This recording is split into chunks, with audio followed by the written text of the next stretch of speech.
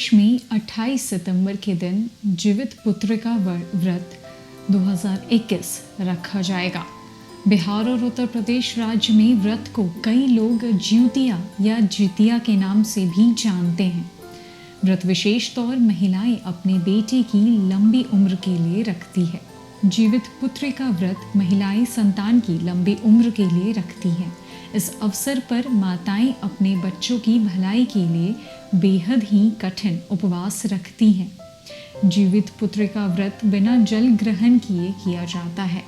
यदि इस व्रत को जल के साथ किया जाए तो इसे खुरजितिया कहा जाता है। यह 3 दिवसीय पर्व है जो कृष्ण पक्ष के दौरान 7वें दिन से लेकर अश्विन महीने के 9वें दिन तक होता है। जीवित पुत्र का व्रत एक महत्वपूर्ण उपवास दिवस है जिसमें माताएं अपने बच्चों की दीर्घ आयु के लिए दिन और रात भर निर्जला उपवास करती हैं। हिंदू चंद्र पंचांग के अनुसार आश्विन माह की कृष्ण पक्ष अष्टमी को जीवित पुत्र का व्रत किया जाता है। व्रत मुख्य रूप से भारतीय राज्यों बिहार, झारखंड और उत्तर प्रदेश में मनाया जाता है। वहीं नेपाल में इसे जटिया उपवास के नाम से भी जाना जाता है। जीमूत वाहन व्रत यानी कि ज्यूतिया को लेकर ब्राह्मण और पांचांग एक मत नहीं है, जिसके चलते साल 2021 में ज्यूतिया व्रत 2 दिनों का हो गया है। बनारस पंचांग से चलने वाले श्रद्धालु 29 सितंबर को ज्यूतिया व्रत रखेंगे और 30 सितंबर को सुबह पारण करेंगे।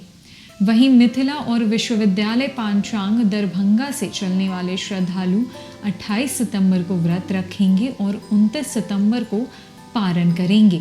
इसी प्रकार बनारस पंचांग के मुताबिक ज्यूतिया व्रत 24 घंटे का है और विश्वविद्यालय पांचांग से चलने वाली व्रती 33 घंटे का व्रत रखेंगी।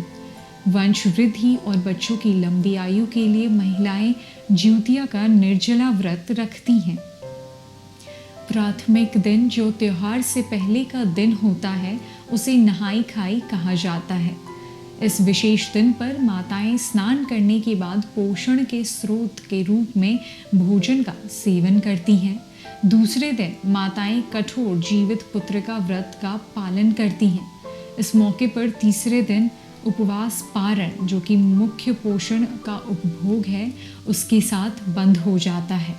यह त्यौहार मुख्य रूप से उत्तर प्रदेश, झारखंड और बिहार के क्षेत्रों में मनाया जाता है और यह नेपाल में भी जाना जाता है। जीवित पुत्र का व्रत करने की पूजा विधि। पहला दिन। जितिया व्रत में पहले दिन को नहाए खाए कहा जाता है। इस दिन महिलाएं नहाने के बाद एक बार भोजन करती हैं और फिर दिन भर कुछ नहीं खाती हैं। दूसरा दिन। व्रत में दूसरे दिन को खुरजितिया कहा जाता है। यही व्रत का विशेष एवं मुख्य दिन है जो कि अष्टमी को पड़ता है। इस दिन महिलाएं निर्जला रहती हैं, यहाँ तक कि रात को भी पानी नहीं पिया जाता है। तीसरा दिन।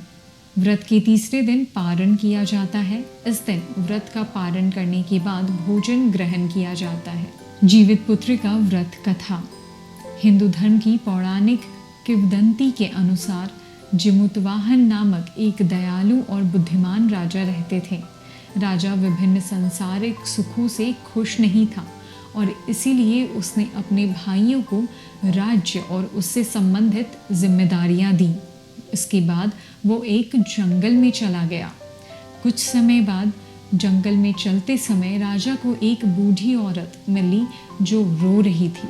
जब उसने पूछा तो राजा को पता चला कि वह महिला नागवंशी यानी कि सांप परिवार की है और उसका एक ही बेटा है, लेकिन उन्होंने जो शपथ ली थी उसकी वजह से प्रतिदिन अपने भोजन के रूप में पाखी राज गरुड़ को सांप अर्पित करने की एक रस्म थी और आज उसके बेटे का मौका था।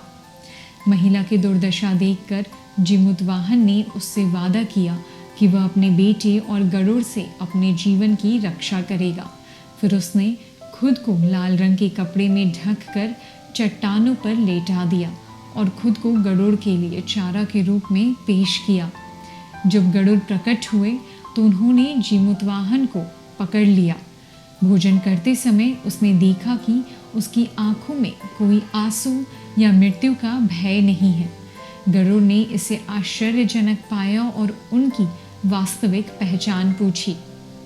पूरी बात सुनते हुए पक्षीराज गरुड़ ने अपनी बहादुरी से प्रसन्न होकर जीमूतवाहन को स्वतंत्र छोड़ दिया और साथ ही सांपों से और अधिक बलिदान और प्रसाद नहीं लेने का वचन भी दिया। इस प्रकार राजा की उदारता और बहादुरी के कारण सांपों की जान बच गई। इसीलिए इस दिन को जीवित पुत्रिका व्रत के रूप में मनाया जाता है, जहां माताएं अपने बच्चों की भलाई, सौभाग्य और दीर्घायु के लिए व्रत रखती हैं।